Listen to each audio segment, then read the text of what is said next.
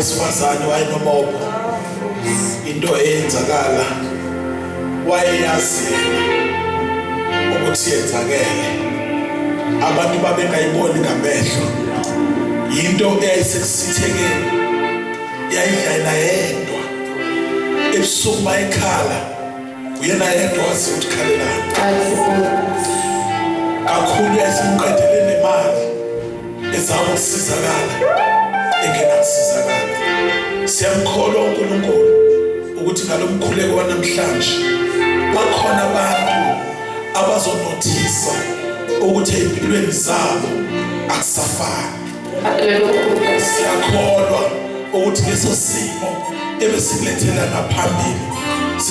siguqule uJesu uthini ngamandla akhe amen siyabonga ke angibingelele nami abafundisi bingelele umama umfundisi isikhathi asekho sengifuna ukuthi ngimdedele amen ngiyacela ukuthi kusasa ngicela nibambele nje kancane ukungazizwa mina masekhala konke amen ngiyacela ukuthi lekusasa bazalwane basewinen nibe khona kusibekwe isiqalo lesi good things are yet to come amen amen lesi bebe introduction okuhle kuyeza ayibonge inkosi siyathanda kakhulu ayibonge inkosi siyafisa ke ukuthi sihlanganyele nani kusasa iBhayibheli khona lapha elikhuluma ngenkonjane esifumene isidleke indawo lapho izobeka khona abantwana bayo ayibongwe inkosi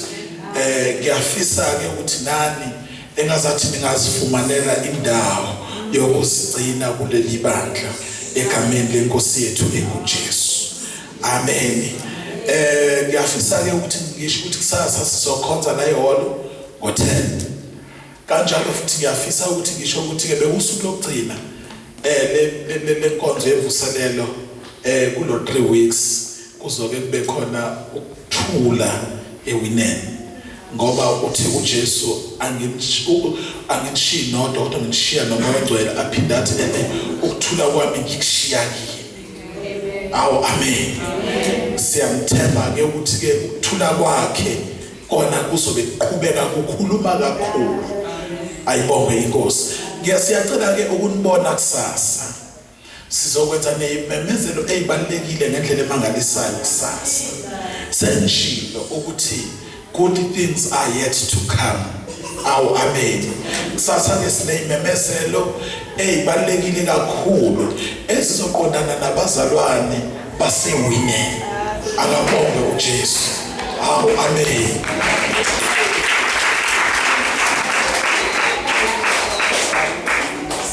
bazalwane sikhona we are here to stay our amen we are here to stay akabonge uJesu kungenzeka mhlawumbe ngesinye isikhathi ukhiphota ungakhali ungababikho kodwa we are here to stay